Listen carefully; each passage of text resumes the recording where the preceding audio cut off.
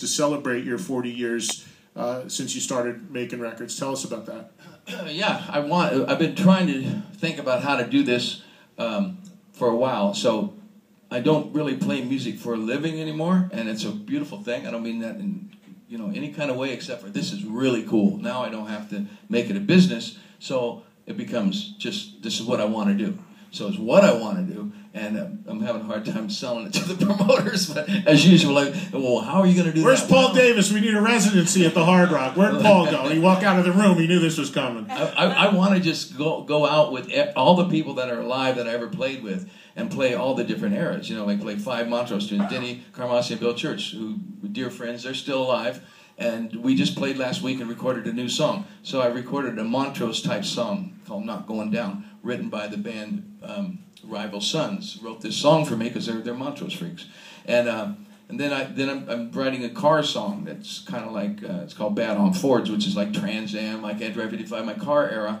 And then, so I'm putting a new song to each era, and then the lifestyle stuff with the Wabos, stuff called Waiting on the Sun. So I got these 4 songs I'm recording. But the point is I want to go out and play all those songs kind of in one night and bring out as many guys as I can and end with Chickenfoot, through the Wabos and do that. But it's really difficult because it's so expensive to take that many people on the road, and it takes so much time on stage. I can only sing a couple hours, and then I can't sing that good the next night. So, I'm trying to figure out how to do it. So maybe it's a 2-night deal. Play up to Van Halen the first night, and the second night from Van Halen through the Wabos through Chickenfoot, something like that. I don't know. I can't let you off the hook. I wouldn't be doing my job if I let you off the hook on this, because you said you'd like to play all these artists with songs in these eras with people that are still alive. And to my knowledge, Alex and Eddie Van Halen and Michael Anthony are still alive. Well, I know Mike is. I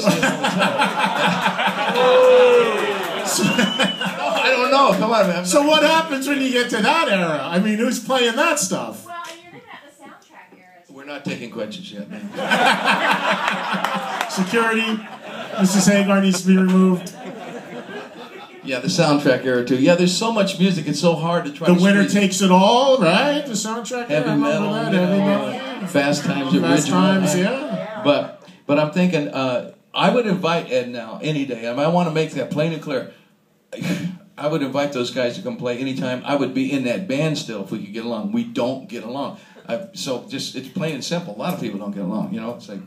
But a lot of people don't get along and still function as a band. Yeah. You know that. Well, there's a lot of bands that tour that everybody's in their own buses and they only see each other for the hour and a half they're on stage and they walk off. I can't do that. I have wife and children that go on tour with me. I can't be around people I hate, or they hate me or something. So I can't do it that way. But it's a possibility that could happen. But that wouldn't be part of this deal. For that, I've got Michael Anthony. I would have a drummer like a Denny Carmassi along with Bro, and Carmassi would play the Montrose stuff, and then maybe play the Van Halen stuff, because him and Al are both Bonham freaks. They both play similar with their foot and their snare.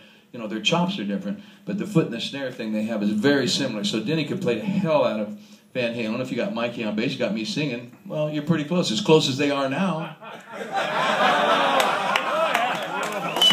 Good point.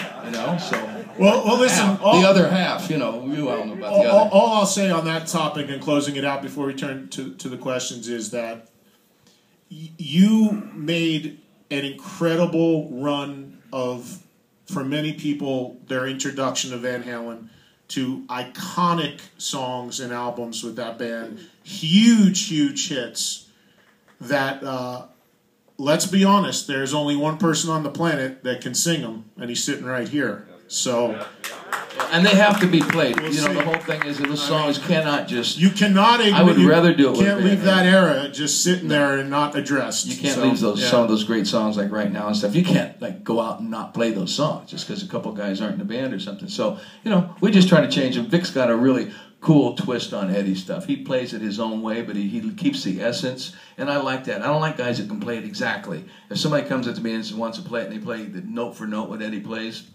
that's silly. You know what I mean? Unless you're a kid coming up. But I mean, if you're a professional musician, you're going to walk out on stage, then you should have enough of your own style to be able to bring the essence of it and make the fans happy and bring something else. And Vic does a great job at that. So.